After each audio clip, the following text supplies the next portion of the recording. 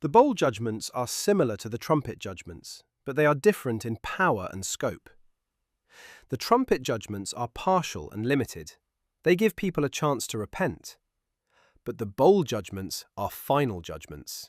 There is no more delay and no more time to repent. Both judgments follow a similar order: the earth, the sea, the rivers and springs, the sun, darkness, the Euphrates River, and the whole world. These judgments remind us of the plagues in Exodus. In Egypt, the plagues showed the stubborn hearts of Pharaoh and the Egyptians. In the same way, the bowl judgments show the stubborn hearts of idol worshippers and those who persecute God's people.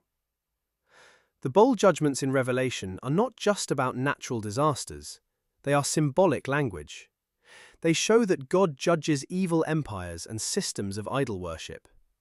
The phrase, pouring out the bowls of wrath, reminds us of temple sacrifices, where blood was poured at the base of the altar. Just as sacrifice cleansed people from sin, the bowl judgments show God cleansing the earth and the world from sin. The first bowl is poured out on those who received the mark of the beast and worshipped its image. These are people who belong to the sinful world. They persecuted God's people, mocked them, and stood against God. Just as painful sores came upon the Egyptians during the Exodus, those who harm God's people cannot escape God's judgment.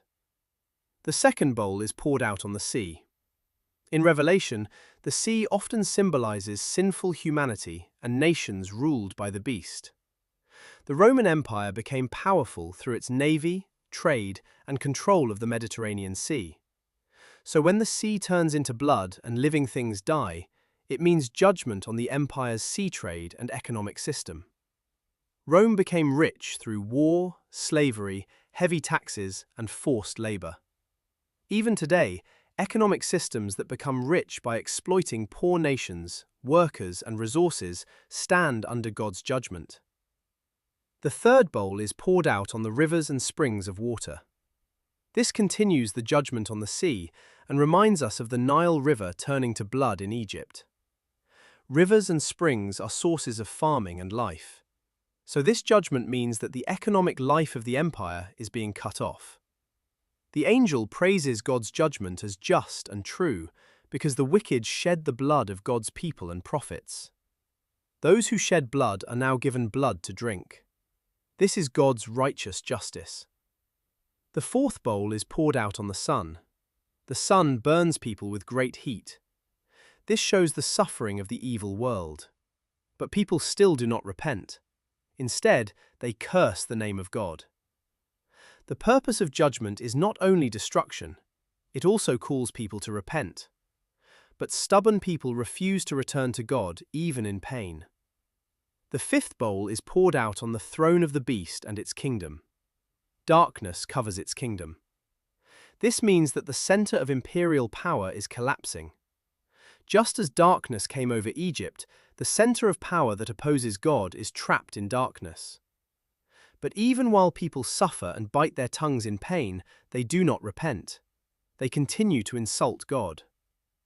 The sixth bowl is connected with the drying up of the Euphrates River. This opens the way for evil kings to gather for the final battle. 3 unclean spirits, like frogs, come out and deceive the kings of the world. They gather them at Armageddon. Armageddon is not only a physical place, it is a symbolic place where all evil powers gather against God.